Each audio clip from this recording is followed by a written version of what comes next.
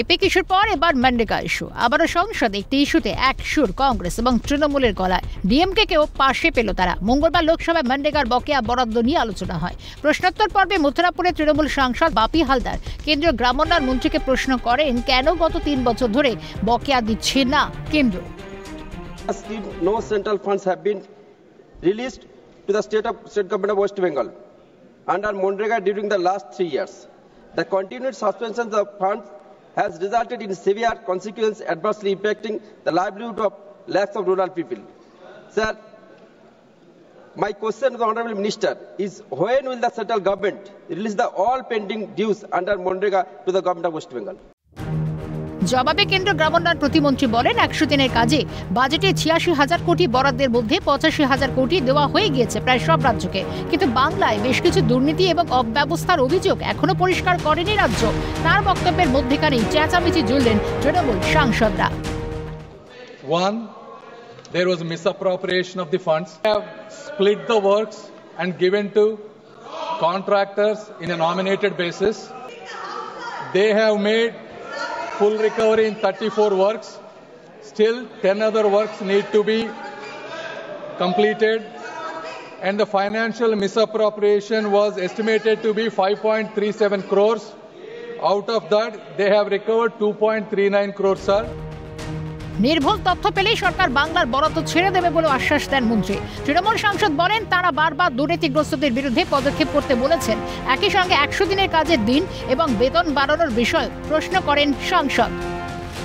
जो इसे miss appropriation के लिए बोल रहे हैं, उसको जो साझा दे रहा है वो दे दो, लेकिन गरीब लोग जो है, जो काम किया है, उसको पैसा अभी रुक दिया है, उसको पैसा तो दीजिए। The government is considering to increase the number of guaranteed work days from 100 to 150 and increase the wages and also bring priority in wages of across the states. একই প্রশ্ন করে কেরালা আন্টিগালের কংগ্রেস সাংসদ অদূর প্রকাশ এবং তামিলনাড়ু থুট্টুকুড়ির ডিএমকে সাংসদ কানিমুঝি। Sir, delayed payment and low wages are the main reason for the distress among the workers. In Kerala have not received their wages since the last 3 months. 6 months. An amount of 811 crore is due for the state of Kerala under the scheme. And in Tamil Nadu, including the material dues and the payment, also around 4,034 crores is pending for past 5 months. And the Chief Minister has also written to the Prime Minister, and we also met the Honorable Minister, who kindly said he will give us the dues as soon as possible, but we still wait. জবাবে কেন্দ্রীয় কৃষি এবং কৃষি কল্যাণ মন্ত্রী বলেন, বাংলা হোক বা তামিলনাড়ু কোন রাজ্যে এর সঙ্গে বিভাজন নীতি মেনে নেবে না মোদী সরকার। बंगाल के मित्र बात कर रहे थे, यूपीए और एनडीए की सरकार के समय अगर 2006-7 से 13-14 तक पश्चिम बंगाल में केवल 111 करोड़ मानव दिवस सृजित हुए थे, हमने 239 करोड़ मानव दिवस सृजित किए हैं और 14,985 करोड़ की राशि के विरुद्ध 54,515 करोड़ रुपया पश्चिम बंगाल को भी दिए गए हैं। ये कंप्लायंस पूरी कर दे, ये सरकार कोई भेदभाव नहीं करेगी और तमिलनाडु की भी पूरी की पूरी राशि, जैसे मैंने कहा, वो रिलीज की जाएगी, इसमें कहीं कोई संदेह नहीं। এরপরে বাংলা, তামিলনাড়ু, কেরালা সহ বিভিন্ন রাজ্যের সাংসদরা ওয়েরে নেমে বিক্ষোভ দেখাতে শুরু করেন। স্পিকার কড়া ভাষায় তাদের সতর্ক করলেও বিরোধীরা কর্ণপাত করেনি। এরপরই বেলা 12টা পর্যন্ত মুলতবি হয়ে যায় সংসদ।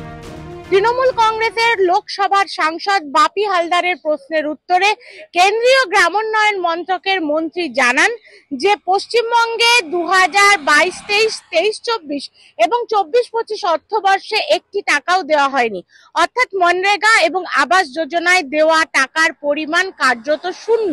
কিন্তু সংসদের প্রশ্নোত্তর পর্বে বাপি হালদারের এই একই প্রশ্নের উত্তরে কেন্দ্রীয় গ্রামোন্নয়ন মন্ত্রকের রাষ্ট্রমন্ত্রী এই বিষয়ে অন্য বক্তব্য পেশ করেন। তাতেই ক্ষোভে ফেটে পড়ে তৃণমূল কংগ্রেস। মন্ত্রী বলেন যে এই খাতে পশ্চিমবঙ্গকে ইতিমধ্যেই বেশ কিছুটা টাকা দেওয়া হয়েছে। তৃণমূল কংগ্রেসের প্রত্যেকজন সাংসদ লোকসভায় দাঁড়িয়ে উঠে এর বিরোধিতা করেন। তখন পরিস্থিতি সামলাতে আসরে নামেন কেন্দ্রীয় গ্রামোন্নয়ন মন্ত্রী শিবরাজ সিং চৌহান। তিনি বলেন যে তৃণমূল কংগ্রেস বহু বিষয় যে রিপোর্ট দেওয়ার কথা বা যে নথিপত্র দেওয়ার কথা সেগুলো দেয়নি, সেই জন্য তাদের ফান্ড ছাড়া সম্ভব হচ্ছে না। এরপরে তৃণমূল কংগ্রেস নেমে আসে লোকসভার ওয়েলে, তারা বিক্ষোভ দেখাতে থাকে।